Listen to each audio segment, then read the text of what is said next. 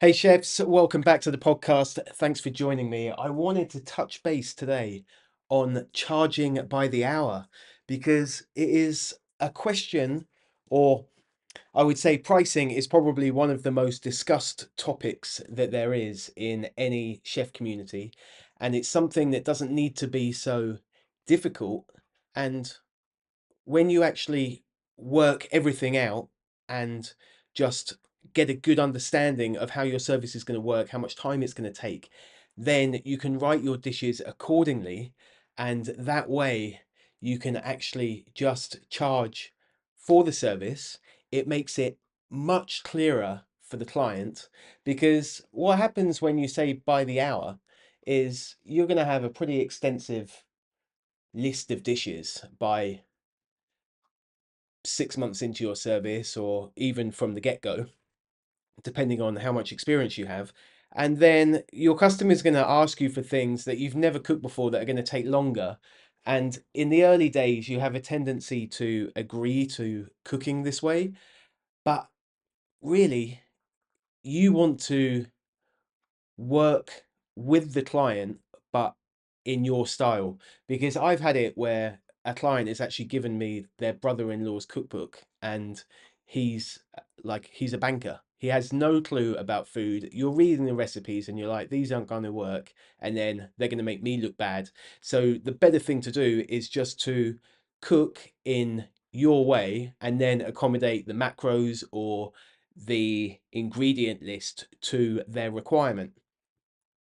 But once you come up with your dishes and your style of cooking, you want to be able to create that dish in a way that fits into the timescale. So if you're actually going to say, right, I'm going to cook you 3 dishes today as a meal prep, that generally is going to take me an hour and a half to do. So it is going to be X amount of dollars. So, for example, my service in Australia, um, going into the client's home, I would do a 5 main dish and then 2 side dishes. Okay, so say there would be 5 proteins that would be cooked, and then there would be 2 vegetable dishes that could either be, it could be anything, like it could be mashed potato or it could be broccoli. That mash is going to take me, 25 minutes to make, half an hour to make, or broccoli that's going to take 3 minutes to make. They would be €15 or €20, depending on the complexity of that dish, of the side dish. And then proteins, I pretty much based it on about $60 for each one, just because they were taking me about half an hour. So if it was a braise, it would be 20 minutes, 25 minutes of prep work, maybe to get it to the oven. And then it's going in the oven for an hour and a half or whatever, and it's done. So when I was going into the house, when I was doing the cook in the house, it was a 5 main minimum and 2 sides because of that reason, because of having to do, well, first of all, you're going to have to travel to the client's house. You don't want to be traveling around the city just to do a couple of dishes. But then when you actually have the 5 mains, it's like you can get that braised dish on and in the oven. And then while that's cooking, you've got time to prepare the other 4. If I'd only had 2 dishes and one in the oven, then the chances are I'm just going to be waiting around.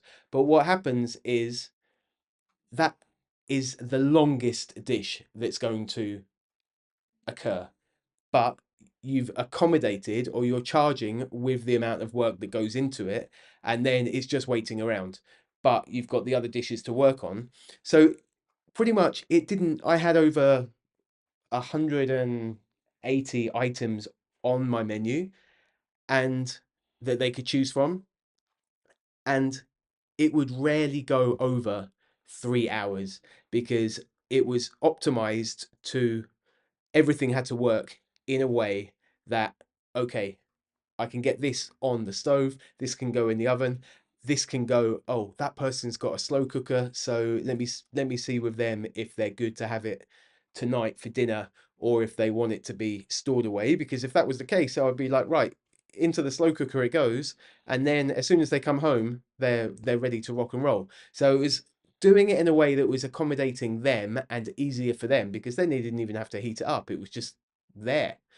And at the end of it, if they didn't have a braised dish, and it was all dishes that took me like minutes to make, then if I'm 2 hours in, and it was for me personally, it was 275 for the five mains, and then 15 or $20 for a side like blanching a vegetable, and the average cook then would be $315. But sometimes that would take me 3 hours, other times it would take me two. They are paying not for how long it takes you, they are paying for the result of not having to cook dinner that night, or they're paying for the 10 to 12 hours over the week that you're actually going to save them.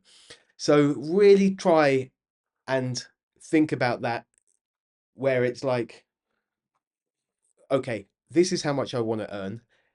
Does And pretty much write your menus around that. When you go into a commercial kitchen, you can do things that take a lot longer. Like after I moved into a commercial kitchen, then I would start sous videing dishes, and I would be pressing them so they were flat, and all this stuff that you would kind of do in a restaurant. But when you're cooking in the house, you need to be efficient. And I'm not saying I wasn't efficient in a commercial kitchen, but it was there was time then to do things that you wouldn't be able to do in a home kitchen, just because you can get things in earlier and you can put them into a brine, you can sous vide them, you can press them, you can then portion it differently to what you would be doing if you were in a house kitchen. And this way, you're actually going to be able to work out much more easily your takings, because if people are just coming up to you and going, right, I want to pay you by the hour, and then you're like, well, I don't know how, I've never cooked that dish before, so I don't really know how long it's going to take me, then one, you they kind of see it as, if you're not efficient, they're paying for it, so then they're going to complain because it took you a long time, but you've never cooked it before, so that's fair enough. But on the other hand, it's like, okay, this is what you're going to get. It's these five dishes. It doesn't matter how long it takes me. And at the end of it, you've got your time saved, your meals prepped, and you're eating much more healthy tonight than if you were ordering off Uber Eats. And I will say, when it comes to doing dinner parties also, or even working with clients, you just give them a fixed rate. Like my rate, when I have tourists come in, when I was cooking in Spain, my rate would be 2.5 grand a week. This was like over 10 years ago. Now it's $2,000 a day. And when someone books me and they say, okay, we're going to come in and we're going to be in your area for 10 days, it's like, okay, sweet, that's 20 grand. But what happens during the week is they go, oh, we're going out for dinner on Tuesday night because we want to go and see this restaurant. And I'm like, cool, that's completely fine. But they never say, oh, but does that mean I get a discount off the rate? It's like, no, you're telling me today, like you've booked me for that time. That's the rate. So that is what you're going to pay. And never, ever have I been asked for a discount because they've gone out for dinner.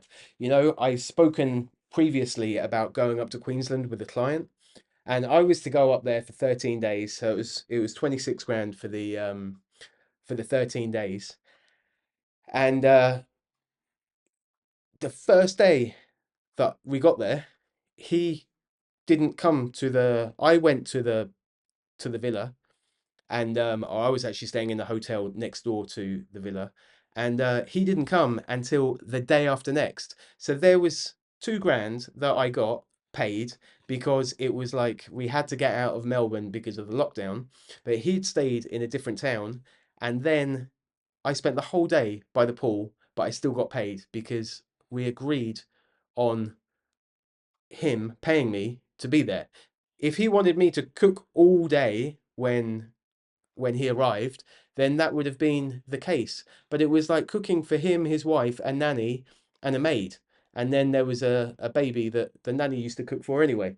So we agreed on that. I did one day's work, and then he decided he wanted to book a villa, book a boat, a super yacht. So then he went off for another 3 days. So basically, within the first 5 days of being there, I only did one day of work, but I'd been paid the the 10 grand for that 5 days.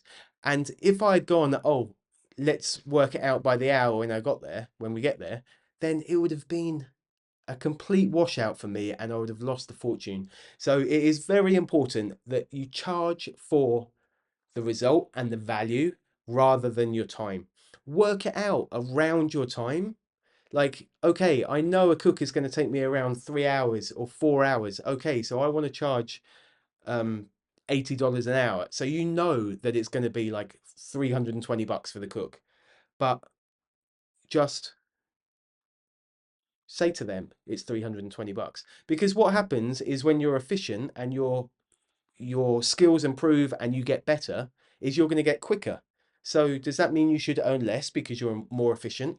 It really just, for me personally, and for anyone trying to deliver a professional service, I highly doubt you will see anyone charging by the hour. They might work it out by the hour, but when they're actually billing a client, it will be done as you're providing the service and it's the value of the service. So I hope that makes sense. That is the thought of the day. Have the confidence to just go, right, this is my rate, this is how it works, and you will get a much better consistent result. It's easier for the client to understand. And when you actually time block everything, then you can actually be like, right, I can do 2 clients a day because I know it's going to take me this long. I can do 3 clients a day because I know it's going to take me this long. Or, okay, I know that person is really difficult because of all their dietary requirements. So I'm going to charge them more and I'm not going to have anyone in the afternoon. So I can just be calm cooking for that person. So charge by the hour, or no, don't charge by the hour. Charge for the result. All right. That is the thought of the day. And I hope it helps because once you actually do this, it will just make things a lot more simple than looking at dishes that people try and give you and then you're just trying to work out how long it's going to take. So I hope it's helpful and I will see you in the next one.